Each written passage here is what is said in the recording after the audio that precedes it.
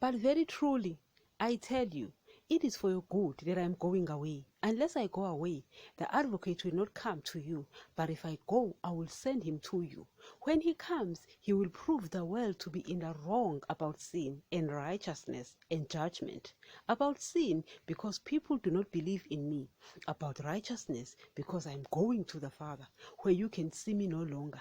And about judgment, because the prince of this world now stands condemned.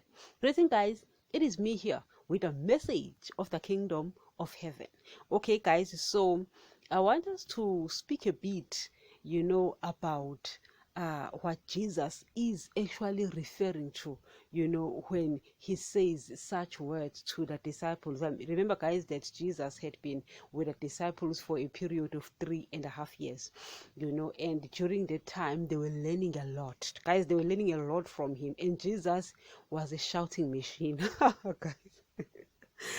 Guys, you read the word, and with me, because my Lord fascinates me a lot. I mean, guys, that's one dude who fascinates me a lot, So having proof of the authenticity of the Bible, I became so interested in him. So interested in him that, guys, I can tell you about his character and everything. And I deal with the dude, directly. So, like, I love that dude, guys. In short, I'm smitten. If you've been listening to this show, you know how in love I am with that dude. I'm so smitten.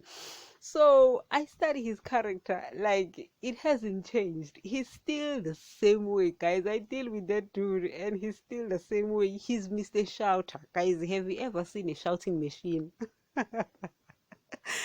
Guys, if you study Jesus' character, that dude, you will either hate him or love him, because he's just a hard guy. He's a hard man.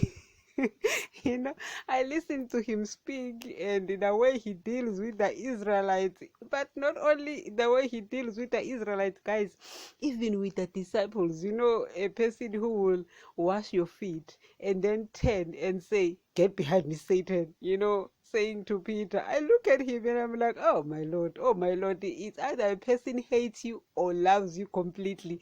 There is just no in between, guys. There is just no in between, believe me.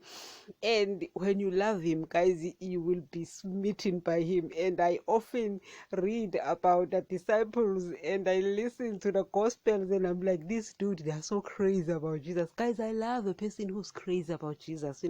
I look at my Peter, my dummy one, and I'm like, Peter, you're so crazy. That guy is so crazy about Jesus, and you actually look at all of them except that famous betrayer, Judas. The guy who was only interested in stealing. That guy was actually a treasurer of the group, and he was busy stealing. And I sit and I'm like, who steals from a person who walks on water? I mean, who does that? Guys, Judas, he could have stolen from me. That would have been okay. How do you steal from someone who walks on water? How do you steal from someone who multiplies bread? That dude is a fool. Guys, you can backstab anyone. Don't backstab Jesus. There is not a guy you can backstab. The guy who can just walk inside a house when doors are locked, he walks through the walls, and then you betray that. Guys, before you betray someone, find out who you betraying, guys. Jesus is not a guy you should betray. Nevertheless, guys, these other guys, they love Jesus. They love Jesus. You will often hear them say, "I will die with you. I'm ready to die with you." You hear Philip say such things. No, it's not Philip. It's actually Thomas says, "Let us go and die with him." And you listen to Peter saying, "I'm ready to die with you." So these people are just, they were smitten. And guys, with Jesus, either when you get to know him better and you're acquainted with him, you will either love that dude to the T, guys, because that guy is like a drug. That guy can love, believe me. Guys, you'll give up your relationship for Jesus. That guy can laugh, believe me. But that guy is a shouting machine. I've never met a person who shouts like that. He's a shouting machine.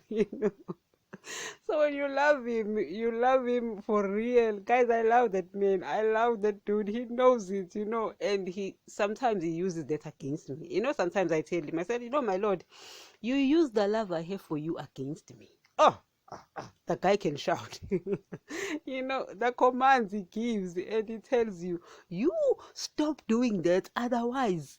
And you know what will come after that, because the guy doesn't threaten, the guy promises. The guy is so faithful that if he says, I'll take you to hell, he will take you straight to hell. People often think that when we say that Jesus is faithful, they think, oh, he's faithful, he's going to give me this, he's going to give me that. The guy is so faithful that if he promises that if you love the world, you will forfeit your soul. And you will forfeit your soul. Believe me when I tell you. That's how faithful he is. If he says he will take you straight to hell, you will go to hell. You will go straight there. You'll get a ticket straight to hell. That's how faithful he is.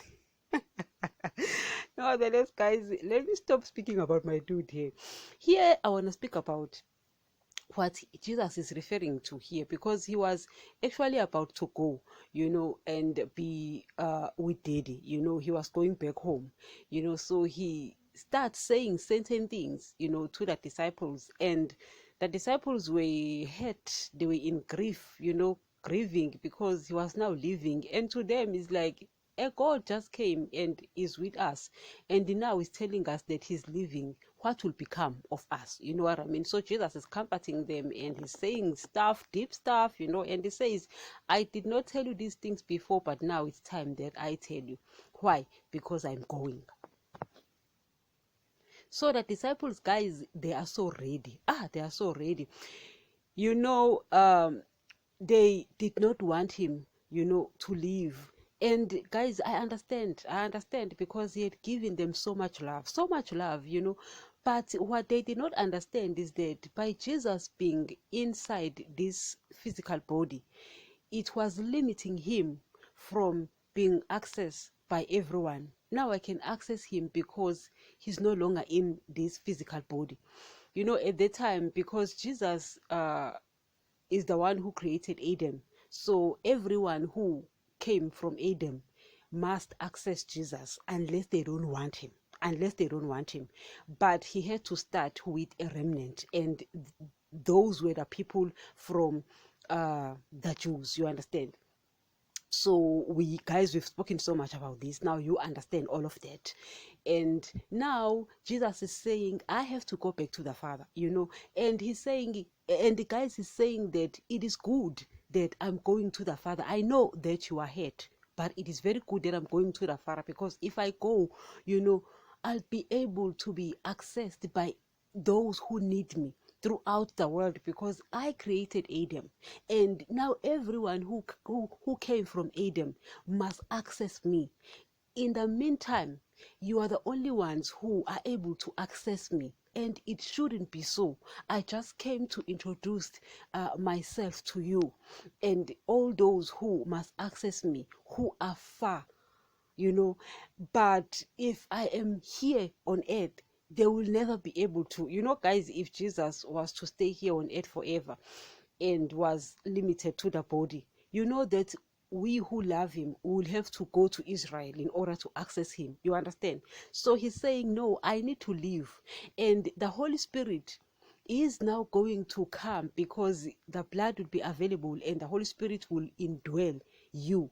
Previously, the Holy Spirit will live in the church building, like the synagogue, and only those who went there accessed him, because the Holy Spirit couldn't abide in people, because people were spiritually dead. So Jesus is giving the blood, and we are born again now, and we are able to access the Holy Spirit. Therefore, we become the house, we become the home for the Holy Spirit, you understand?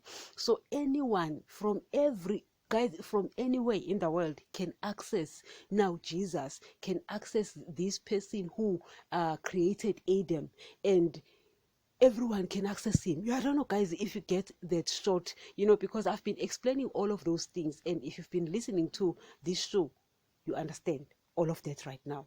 So Jesus is saying that now everyone can access me, so everyone is going to access Jesus. So in this short I don't know if I should call it a series. I don't even think it's going to get to 5 this time around, but I just wonder, guys, in fact, in this short one, I want to ask, if you continue in sin after getting that truth, where is Jesus? Where was he when you were doing that?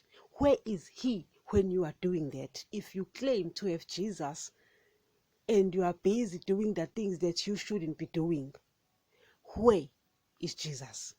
Where was Jesus? You understand? Because everyone on earth claims to be a Christian. I mean, guys, the world is filled with everything that claims to be a Christian. Excuse me. And I see it and I'm like, if you are a Christian and Jesus is in you, because obviously that's what you are now claiming, that Jesus is now in you, because obviously you were spiritually dead, so you were sinning, you didn't know, and your sins was the result of Adam sinned, and you were still in Adam loins. I was still in Adam loins, and you lost Jesus, you lost the daddy. Now Jesus is coming and is putting the body, and now he's giving us the blood, and he's saying, I'm going back to the Father. I've already preached the kingdom of heaven to you, so you need to enter this kingdom, but you need to get saved in order to enter this kingdom. Now I'm going back to the Father, and you will be spiritually alive. The Holy Spirit will be able to indwell you. And now I'm no longer here. I'm going back to the Father, because now I am the high priest. I'm going to be sacrificing. I'm going to be performing sacrifices. So the Holy Spirit is the one in you, and I'm going to be speaking to you through the Holy Spirit. You understand? So if you claim to be a Christian and that Jesus is in you, yet you are sinning, how do you do it? Do you do it by magic? No, I'm asking, if you claim that Jesus is in you, yet you are busy having sex with your boyfriend or your girlfriend outside marriage, yet you claim to be a Christian, where was Jesus? Jesus is in you, right? You are claiming to be a Christian, right? And you're busy having sex with your boyfriend. You're busy having sex with your girlfriend outside marriage. You love money. You call the things of the world blessings. You are worldly. Where is Jesus? Why can't he reprove you? Guys, why can't he reprimand you? If Jesus is there in you, why can't he reprimand you? So that's what I'm going to be speaking about in this short series. Not going to be too long, guys, but I'm just asking, where is Jesus? If Jesus was in you, if you are saved, and you're claiming that he is in you, and you're busy doing these things, where is Jesus? Guys, until next.